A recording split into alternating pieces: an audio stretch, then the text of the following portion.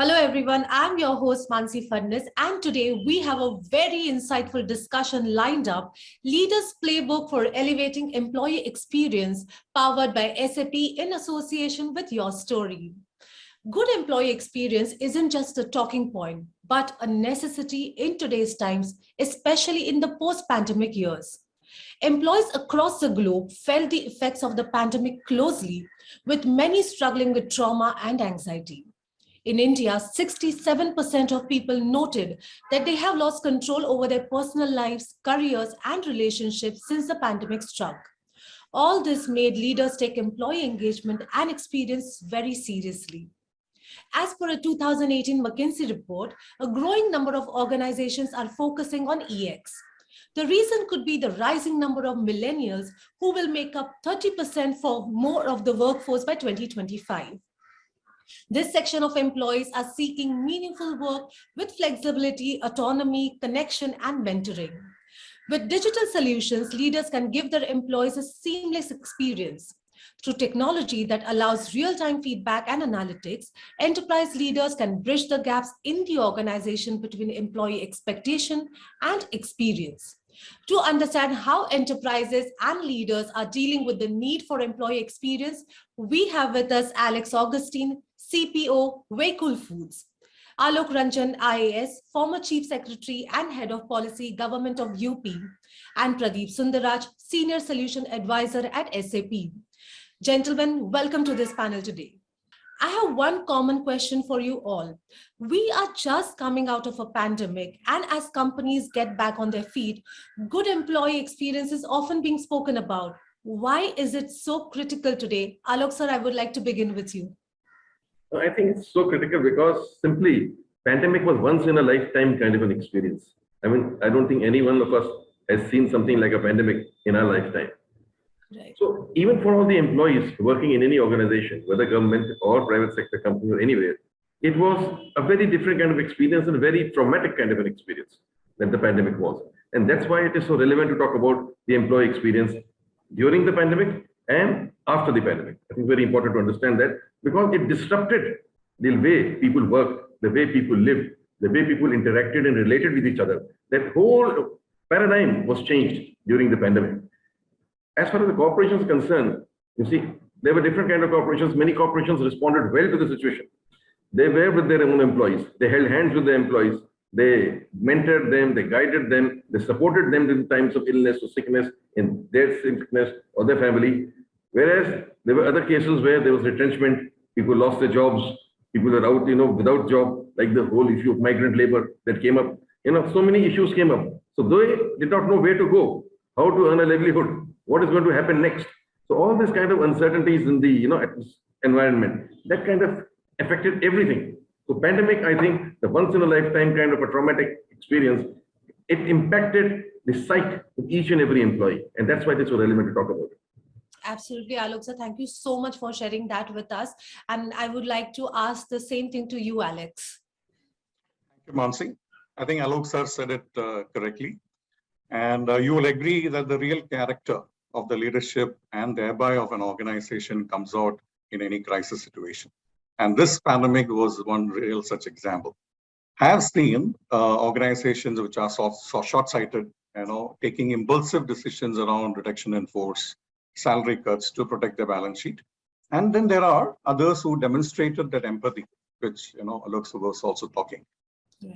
We at Waycool, we chose to take a long view. We've been empathetic to understanding our people's minds. People were worried about what's going to happen, their own survival, their family, their basic needs.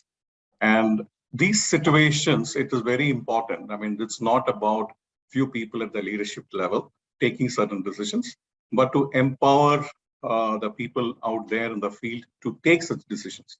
So we had formed local teams. We had an emergency response team who reached out to people. We communicated freely.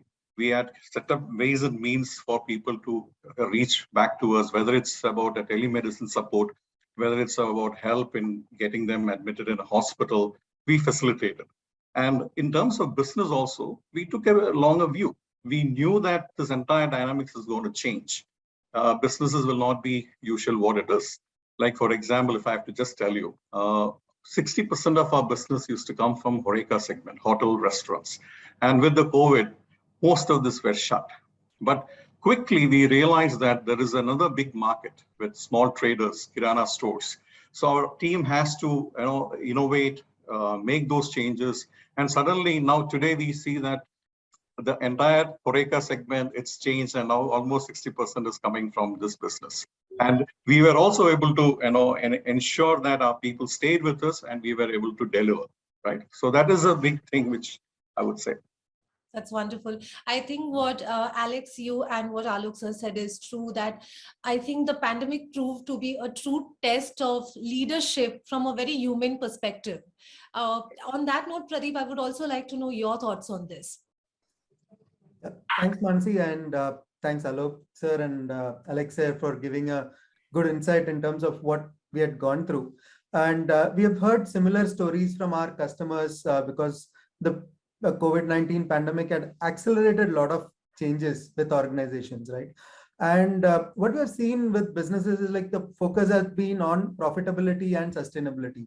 And over the last 2 years, the latter part of sustainability took over. And that became the focus for organizations who want to stay abreast and keep in terms of what changes that has been happening, to re-gig and focus on their employees. Because people are the key in making all these changes working and profitable for organizations, right? And or even sustainable for them to kind of come out of these challenges that are posed in front of them. So the experiences that they go through is going to determine it. Now the experiences went ahead beyond just the work experiences to redefine things in their personal lives as well, right? So it became a overall well-being experience also that organizations had to focus on. It's not only about their profitability or how they've been looking at things, but also the well-being of the employees, and even beyond that, right? Many a times we had to know the well-being of their family members and what your employees are going through to really relook at the entire way how you would work and support your employees, because the way you support and give the benefit is actually seen in a lot of companies where they're able to retain and really expand even in the pandemic situation that was put through them. So as Alexa pointed out, so things had to be rechanged, realigned to make it going. So that's what we have seen with a lot of our customers in the segment, trying to realign and focus on what matters for their employees and creating those experiences that lasts and for them, as well as creating more customers for them. Yeah. Right, absolutely. Thank you, Pradeep, for sharing that. Now, I'm going to come back to Alex. You have spent over 27 years working in HR and operations. How has the view towards employee experience changed over the last few years? Thanks, Mansi. So in the recent years, or you'd have seen over the last few years, I've seen employees driven by belonging, company purpose. And this has been consistent for the last couple of years. Right. And not much around what's happening around them in the world or in the society. But in the last few years, with the pandemic, there is the entire concept, it overturns the entire concept. And with this devastating pandemic, I see there is an historic push for social justice.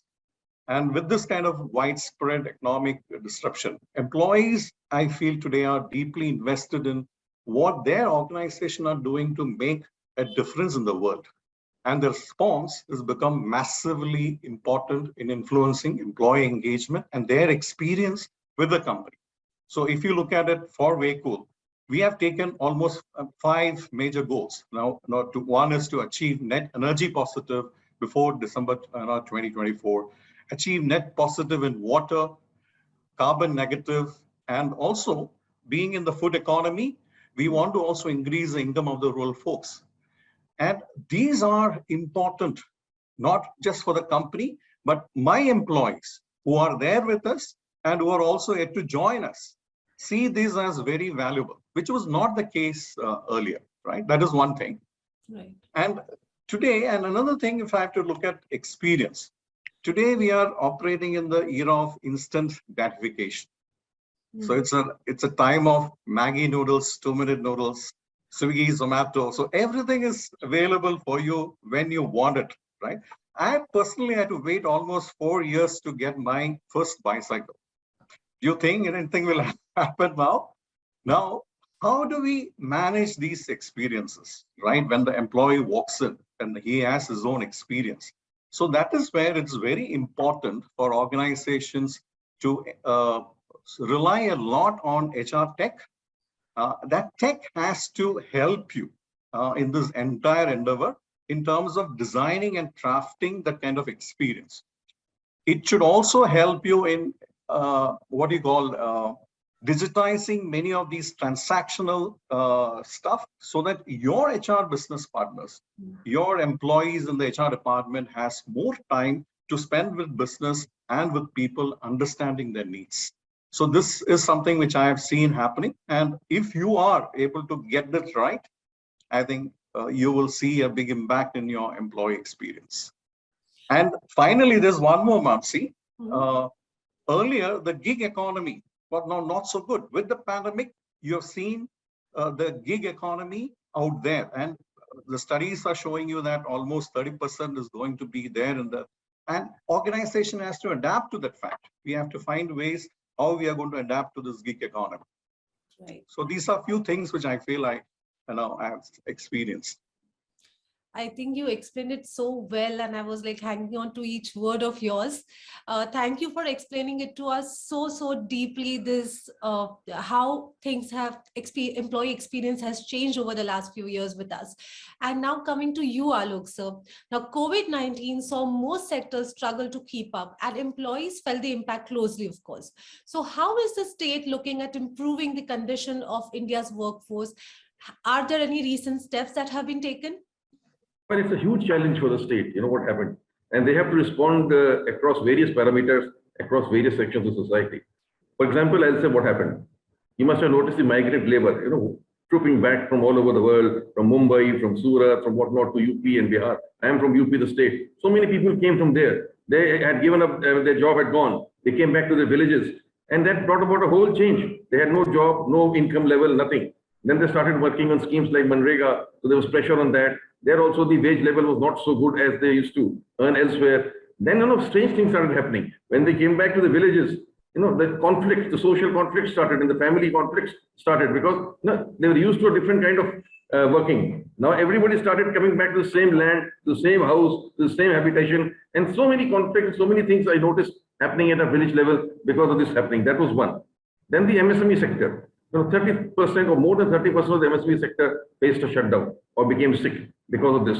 And MSME sector is the largest employer. And as far as state is concerned, they were very concerned about what to do about it. Of course, there was credit linked guarantee scheme introduced by the government. They made such measures were there to somehow revive this sector. But then within the MSME also, the hotel and restaurant sector, as has been pointed out by Alex, that was a major sufferer. It's just about recovering now. The recovery has started now. But for 2 years, that sector suffered the most. And a whole lot of people lost their jobs. Who were working as waiters, who were working as cooks, who were waiting as helpers in this kind of sector. So it created a big issue, and unemployment because of that has become a major issue. It was a major issue even before the pandemic, let me share with you. Unemployment was increasing and we were facing the phenomena of growth without employment. I mean, that kind of a situation was there. But this has been exacerbated by the situation of the pandemic. The whole thing has been extenuated because of the pandemic. So now the state has to respond, what to do, what kind of policy measures they should adopt. For instance, like in the urban areas, there is now a lot of unemployment in the urban areas. What should the state do about it? I, for one, think the state should seriously consider about introducing an Urban Employment Guarantee Act, like they have for the rural areas. They should have for the people who are living in the slums, who are coming from rural areas without a job into urban areas. They need that kind of support. Then even those workers who go to the villages and work, there are issues coming up like portable ration card, how they get the food and other things, like health support, healthcare support, free healthcare wherever they are, or like education for the children, wherever they go and work. These kind of policy things have to be thought about by the government. So far, the government was not concerned about this, or the state. Okay, you go somewhere, you're working, you're getting an income, you do whatever you do. Now the state has to be concerned. So basically, you have to understand a human being is not just a resource, I somehow never liked the word human resource, because I don't see human being just as another factor of production like land or capital. It is much more than that. You have a very holistic approach towards a human being, and you understand him. He has He has a family, he has relationships, he has thoughts, he has emotions, he has beliefs, he has values, he has so many other things. So you have to deal with him in accordance with that. And therefore, it's the biggest challenge possible for the state today. It's an unemployment problem, it's an underemployment problem, it's a better service conditions, working conditions problem, which they have to tackle on a priority. And that's very important. Absolutely, absolutely, Alok sir. So essentially what you're saying is the state has to start looking at employees as humans first and think about the right steps to take in terms of employing them. Yes. Right. Now, I'll bring you in here, Pradeep. HR processes were transactional at one point, but like Alex said, that the need is for them to be increasingly focused on employee engagement now. How can technology be leveraged to ensure employees are collaborative, productive, and happy? Right. So this is an important question in current situation, right? And things have been changing in a tremendous pace, and these accelerated demands and changes have led to a need for more seamless, flexible, and personalized approach from the HR leaders, right? And companies who had data in silos and were actually finding it difficult to kind of create proactive HR interventions. So there is a greater awareness with the HR leaders and the organizations to really look at a seamless end-to-end experience for the end users, and get so that they can actually look at an insightful digital workplace that can actually help them simplify the process, at the same time give the harmonized data that is required for making those right decisions, right? And for doing that and to move out from a typical a transactional system to more an engaging experience for your employees, the focus is down to the individuals today, right? In terms of how you really understand your employees, what they are going through, both work and outside, so that you support them in a holistic way. So you're going to create a whole self model that would really bring in an employee to work, right, in a holistic way, in terms of how they perceive as an individual, what are their aspirations, what are their desires, what is their goal, because the goals have changed a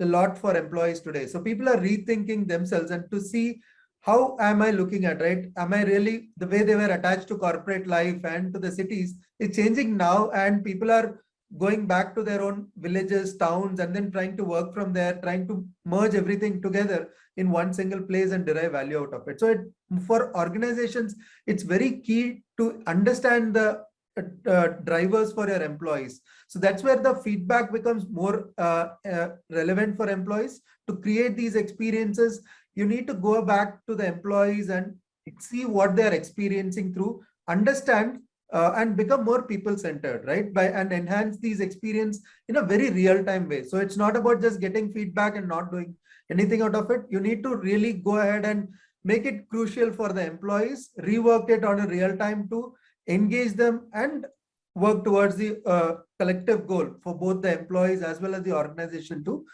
make everything better for them. Yeah. Absolutely. Thank you, Pradeep. Now, talking about changing goals, like you said, changing goals, changing expectations of employees. Alex, I would like to ask you this. Now, we are looking at a new generation of employees, most of whom are millennials and Gen Zs. What are their expectations today, and how are you catering to their needs at Waycool?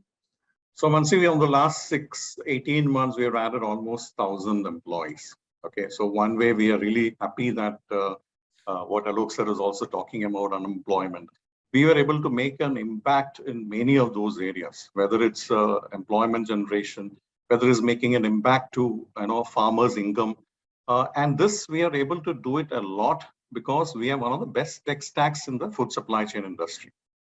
Now, equally, once you have such kind of workforce coming in, it's also important that we understand their experience, expectations. And I said in the earlier also a couple of things which I repeated earlier. One, how do you manage this instant gratification? Okay. Second is, how you tailor make employee experience. What you thought earlier, I mean, your retirement benefits. Somebody would have joined the organization earlier during my times.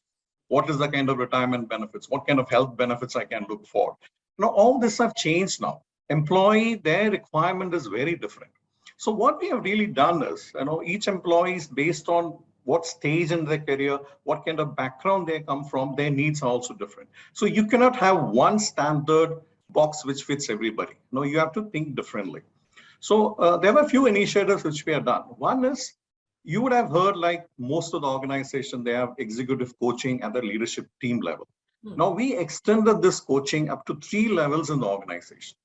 Now where employees have given a dedicated coach, there are interventions where they feel that there is more value than organization is putting into them. We have a LEAP program, which is more of a accelerated leadership program in the mid-level, where we try to bring in these employees in the mid-level who didn't have maybe a management degree. We try to get them to doing certain banner projects. We have a tie with Korea University. So they spend on projects, then they go and do their classes there, and that's adding value to them. There are people who feel that, okay, I would be good if I had got an opportunity for a management graduate program. Yes, we do sponsor them based once they fulfill certain criteria. So that way, each of these requirements for the different set of people, which we are trying to do it. Now there are a set of people who are middle-aged, who have their children who are getting into colleges. Now, what do we do then? If they are critical resources, what kind of programs which we can have for them? Can we have a retention program which will help them by the time their children come in, for a college education? There is something which is there. And more importantly, Mansi, as an organization, we have executed one of the most inclusive ESOP program. Now, this involves every employee in the organization has an opportunity to participate in this ESOP program, which means they are equally an honors of Waycool, and that has been extended to at all levels.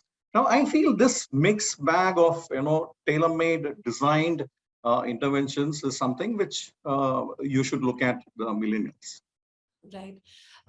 That is just wonderful, Alex. Now, would it be right to say that sort of customizing programs to the expectations is going to be key in managing these expectations of millennials and Gen Zs? That's right.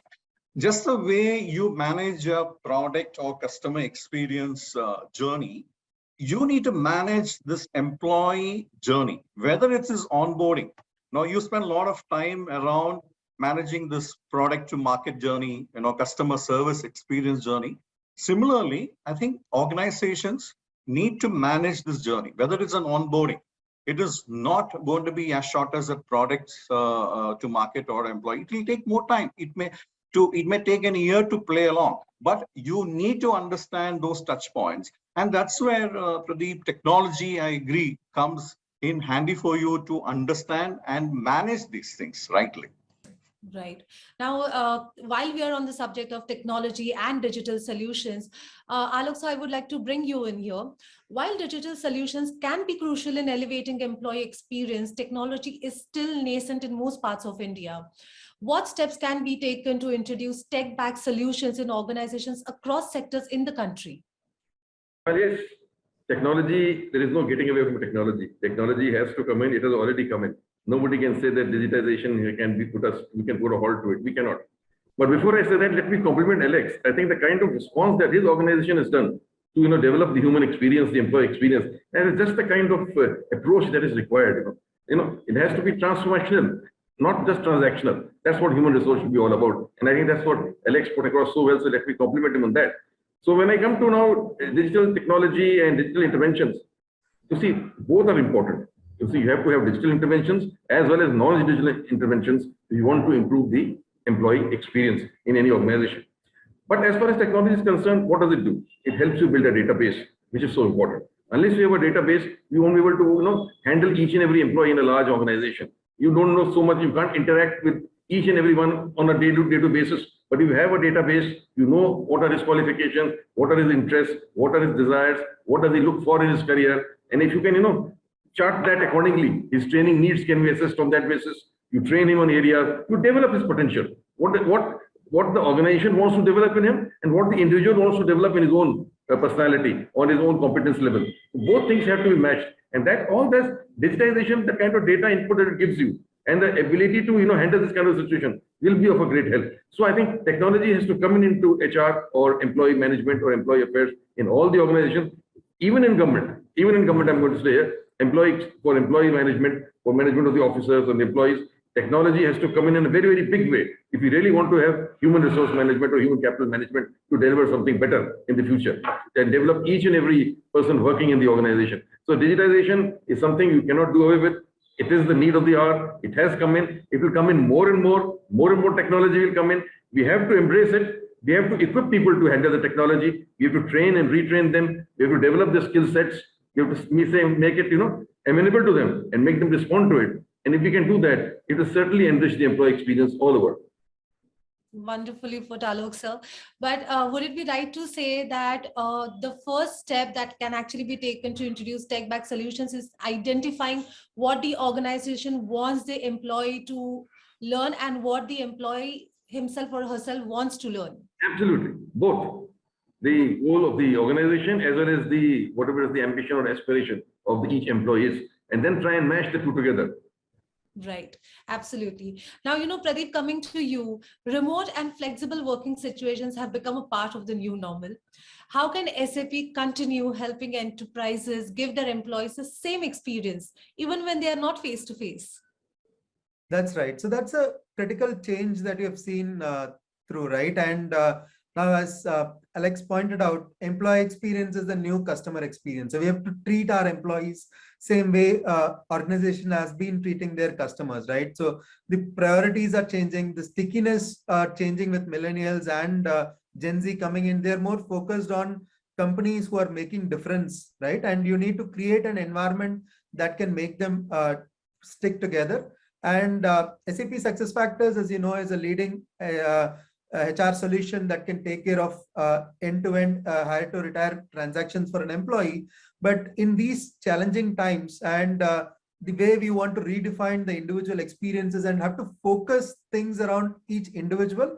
So we have solutions that can create those differences. So first one would be our employee experience solution by Qualtrics, which can help understand the employee's pulse, know what they are feeling, understand get feedback from them, and put them into action so that you can analyze those things, see what are those critical driving factors for creating those engagements and put this into action. So, and this is a journey, as Alex also pointed out, and also Alok sir mentioned. So every company needs to look at digitization, and it's not just a leap journey. So today you go start digitizing and it doesn't get ended there, right? It is a continuous journey.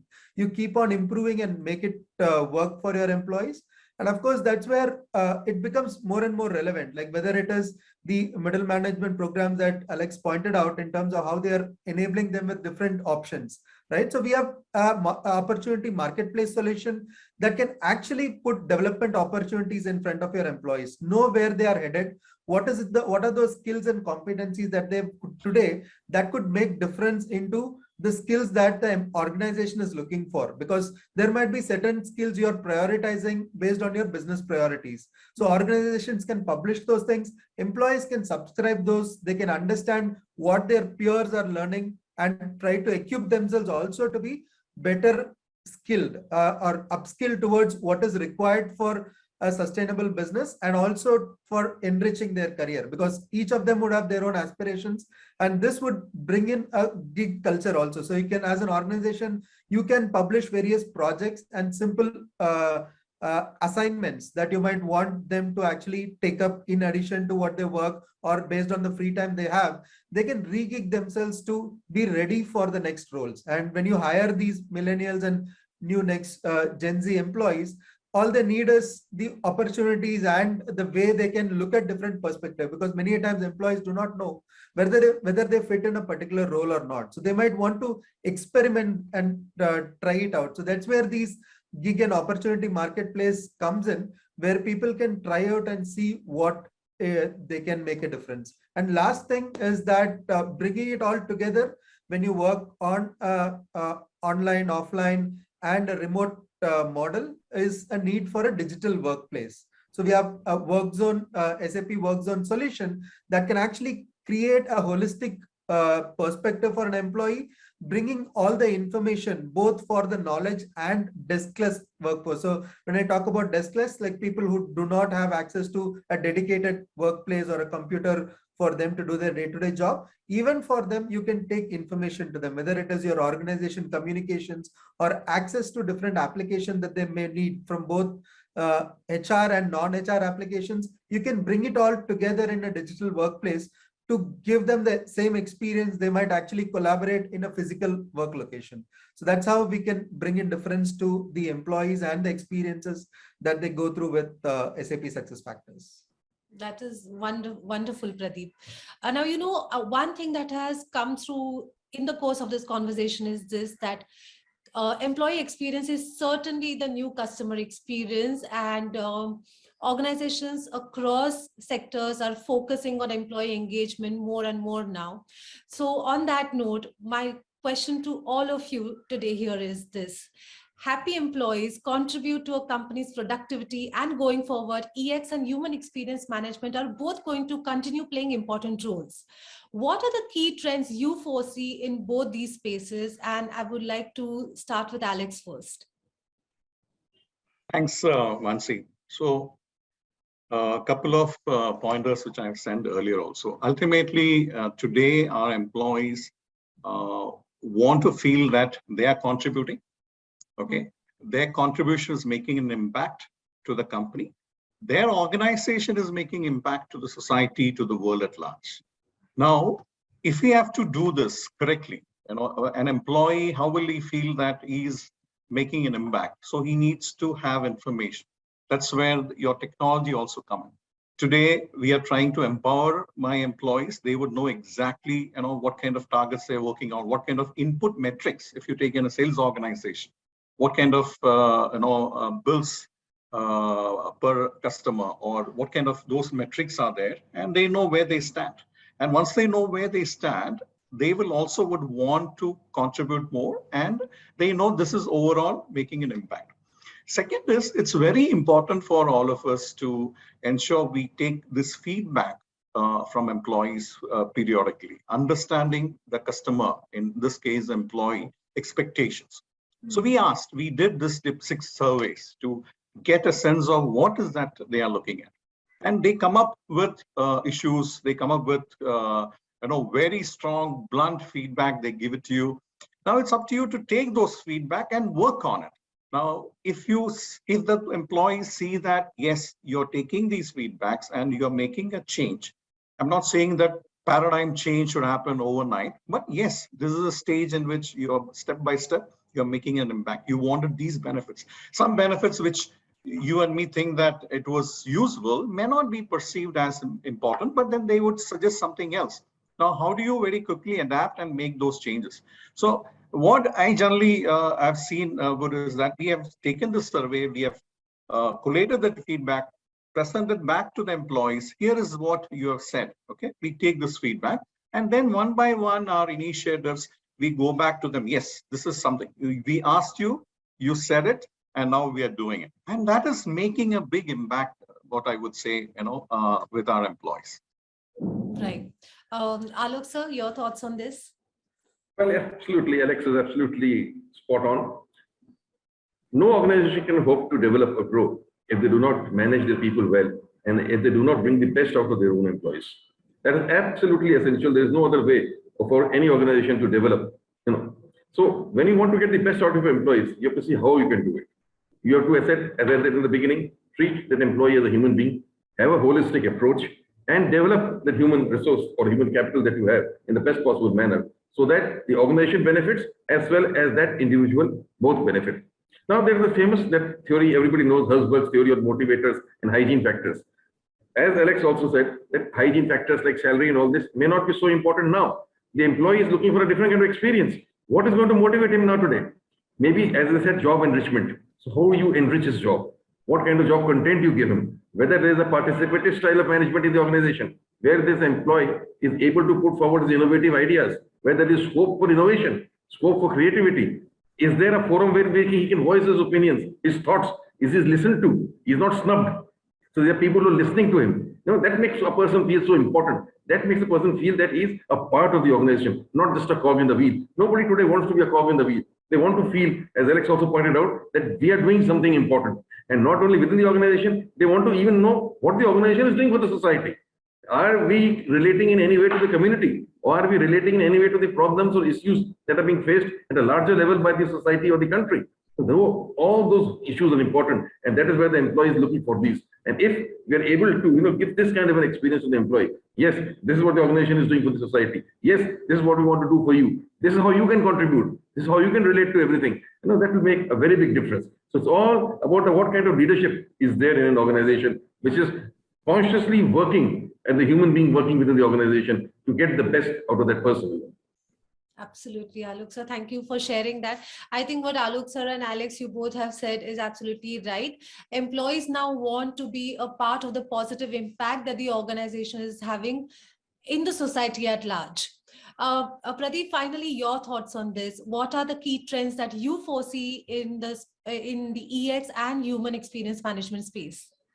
Yeah, thanks, Mansi. And I think I resonate well with Alex and Alok sir's insights in terms of what the industry is going through and what is the expectation, right? And what we have seen here is that companies that are not already investing in the employee experience technologies could find it increasingly difficult to be more competitive moving forward, because the kind of shift we are seeing in this industry and the focus on individuals and focus on things have really helped companies leap ahead of the competition in creating a huge gap. And people, to catch that gap, need to be focused on individuals, focused on the experiences that they give, to attract even the right set of employees to join their organization, right? And to that thing, first is to build that employee trust, brand, and an engagement culture that can go not just within the organization, but outside also. It resonates in the social environment, so that people look at it and then they are attracted towards applying for roles or moving towards that organization, consuming and learning about the company and then going for that. And it also leads to increased retention, improved efficiency and productivity of the employees, and also to create a future fit workforce. With the technology and the support of your policies, it can really make a difference in terms of how people are equipping themselves for the future roles that the company has to offer. And not to miss out on the last part, which is the strong culture and committing a clear vision from an organization point of view, in terms of how you look at the overall future, both for the organization and for the environment at large, right? How you are really contributing to the rest of the world and to your employees is going to make a difference in terms of giving the right technology, making it as a technology enabler, or looking at understanding and learning and listening from your employees and customers to create a better organization for yourself and for the entire world. So that's what we see as the three key drivers that are being in the forefront today. Right. Thank you, Pradeep. Pradeep, Alex, and Alok, sir, thank you so much for this insightful discussion. And I've learned so much from all three of you today. And I have been listening to this whole conversation from an employee's perspective as well. So thank you so much for sharing all those wonderful and insightful thoughts with us. And once again, thank you for joining us in this panel discussion today. Thank you, Mansi. Thank you, Mansi. Thank you all. Thank you, Alok sir. Thank you, Pradeep. Thanks, everybody. Thank you.